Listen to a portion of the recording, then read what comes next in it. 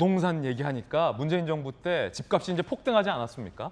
그래서 그 집값 폭등의 피해 아닌 피해를 원희룡 장관 후보자 부부도 봤다고 합니다. 오늘 많은 흥미로운 기사들이 원희룡 후보자의 부인 인터뷰가 다시 재조명된 기사가 많이 보도되고 있는데 8억에 처분한 서울 집 지금 26억이 돼서 부인 입장에서는 속쓰리다라는 인터뷰가 지금 다시 화제되고 있습니다. 왜 26억이나 가는 집을 원희룡 후보자 부부는 그때 당시 8억에 그렇게 팔았을까요? 이야기 들어보시죠. 제주도지사 가면서 도지사 관사에 살 수가 있었는데 예. 한 3,000평이 돼요. 관사가 다 도민의 세금이고 우리 둘을 위해서 이걸 쓰는 거는 말이 안 된다. 예. 그래서 저희가 관사를 영구적으로 어린이 도서관과 평생교육관으로 내놨고요. 그랬어요. 대신 서울 집을 팔고 제주 집을 샀습니다. 예. 근데 저는 솔직히 팔고 싶지는 않았습니다. 왠지 서울 집이 좀 더 많이 오를 것 같았어요. 그렇죠. 예. 근데 시세보다 싸게 8억 3천에 팔았는데요. 예. 지금 6년 만에 그게 26억이 됐더라고요. 목동이에요? 목동. 그래서 사실 속이 쓰립니다. 예. 농담이야. 그래 제주에 집이라도 있지만 예. 우리 청년들 또 앞으로 집을 장만하기를 희망하는 많은 분들한테 얼마나 좌절감을 줬습니까? 사실 우리 미래 세대를 위해서는 너무 무능한 정부였다. 아유 이거 보는 저희들도 속이 다 쓰린데 손정희 변호사님 아유 그때 8억 3천에 팔았는데 6년 만에 26억이 됐다고 하면은 저는 그쪽을 쳐다보지도 않을 것 같은데 속 쓰려서 왜 이렇게 판 겁니까? 8억에 싸게. 일단 제주도지사로 내려감에 있어서 서울에 이제 집을 보유하기보다는 제주도에 이제 집을 보유해야 네. 되고 또 다주택자에 대한 비판도 있었기 때문에 예. 매도를 하고 이제 제주도에 매수를 했던 것은 아닐까 생각이 드는데 제주도도 사실 6년 동안 굉장히 집가가 많이 오르기는 했습니다. 네. 근데 서울 핵심 지역인 목동보다는 좀 덜 올랐던 걸로 보이고 사실 좀 부동산을 아시는 분은 목동 집을 왜 팔어? 이런 말 바로 나오거든요. 그래서 사실 서울이나 수도권에 집중돼서 이 1주택을 선호하는 똘똘한 한 채를 가지려는 움직임도 있었는데 네. 이 모든 문제를 이제 해결해야 되는 것이 원희룡 이제 지사의 입장이 된 게 아닐까, 그 후보의 입장이 된 게 아닐까라는 생각이 듭니다. 예. 사실 부동산 문제 굉장히 어렵습니다. 누군가가 이것을 가격을 안정화시킨다는 목적으로 어떤 정책을 했을 때 오히려 이제 반작용 효과가 나오는 사안들을 우리가 많이 봤기 때문에 아무리 잘 짜여진 설계라고 하더라도 부작용이 있을 수 있거든요. 그거를 정말 제대로 이제 세심하게 이제 그 설계를 해야 되는 역할을 맡았다라는 점에 있어서는 조금 더 책임감 있고 사명감 있는 태도가 나오면 좋습니다. 일반 시민들이야 내가 집 팔았는데 얼마 올라서 너무 속상해 또는 그때 내가 샀어야 되는데 못 사서 너무 억울해 이런 건 서민들이 이야기하는 거고 네. 큰 그림 속에서 부동산 정책을 잘 안정적으로 어떻게 할 것인지에 대한 포부를 이제 원희룡 후보가 이야기해 줄 때가 아닌가 싶습니다. 몇몇의 고위공직자가 현 정부 내에서 내가 강남 살아봐서 아는데 모두가 다 강남 살 필요 없어. 뭐 이런 얘기 해가지고 국민들의 지탄을 받았던 기억이 있는데 일단 원희룡 후보자 부부는 서울에 집이 없습니다. 그것도 26억이나 갈 집을 8억에 판 겁니다. 원희룡 후보자가 이렇게 얘기를 했습니다. 함께 보시죠. 재밌는 대목인데 제주도 지사가 되면서 서울 아파트 판 건 10억 원 넘게 오를 걸 몰라서가 아니다. 공직자는 당연히 그래야 한다고 믿었기 때문이다. 라고 지난해 7월에 원희룡 TV에서 얘기를 한 바 있군요. 오를 거 알지만 내가 제주도지사 하면서 서울에 살지도 않은데 제주에 집 한 채 없고 서울 목동집을 고수하는 게 양심에 걸렸다. 이런 취지의 이야기인 것 같습니다. 일종의 남편의 고집 때문에 부인은 26억 갈 수 있는 집을 8억에 처분한 셈이 된 겁니다.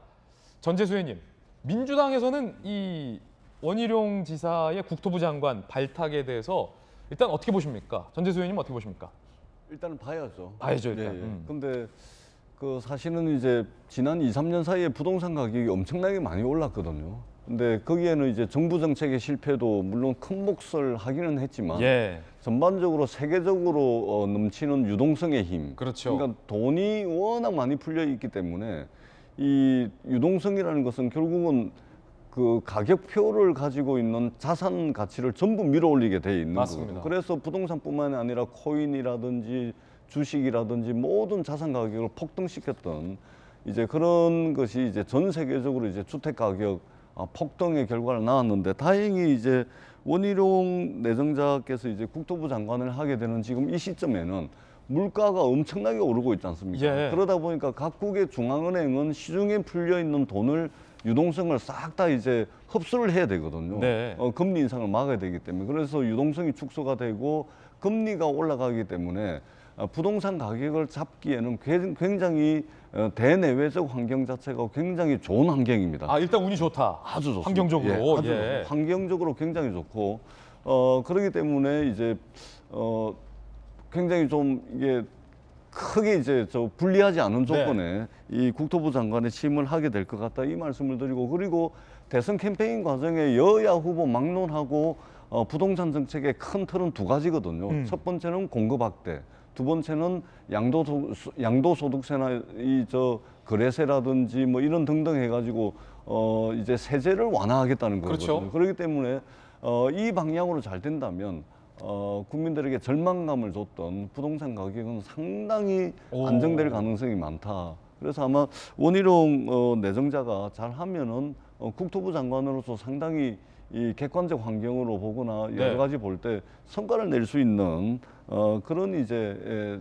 타이밍에 입각을 하게 될 것 같아 이런 이제 생각이 들고요. 예. 윤석열 요 말씀은 제가 꼭 한 말씀 드리고 싶은데 하시죠. 예, 윤석열 당선자께서 이번 8분의 이제 장관 내정자를 발표를 하시면서 할당과 안배는 하지 않았다라고 말씀을 하셨는데 그러면서 이제 실력 위주로 했다라고 말씀을 하셨는데 좋습니다.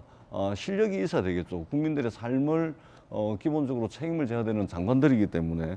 근데 이런 부분은 좀 아쉽죠. 예를 들면 최근에 가장 핫한 뉴스가 뭐냐면은 미국의 1789년도에 연방 대법원이 설립이 되는데 233년 만에 흑인 여성이 대법관이 됩니다. 233년 만에.